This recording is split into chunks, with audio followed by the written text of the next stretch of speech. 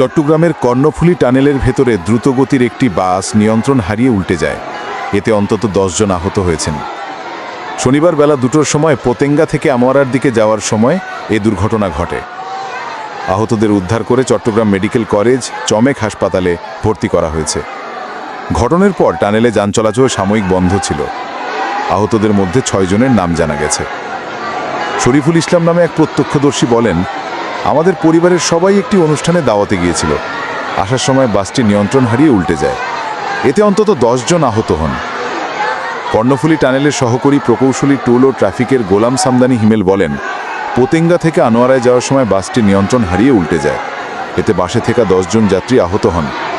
পরে টানেলে নিরাপত্তায় নিয়োজিত সদস্যরা গাড়ি ও অ্যাম্বুলেন্সে করে আহতদের হাসপাতালে পাঠান। তবে কারোর বড় ধরনের ক্ষতি হয়নি। অতিরিক্ত গতিতে চলার কারণে বাসটি নিয়ন্ত্রণ হারিয়ে উল্টে যায়। নিরাপত্তার স্বার্থে বাসটি জব্দ করে থানায় দেওয়া হয়েছে। টানেলের কোনো ক্ষতি হয়নি।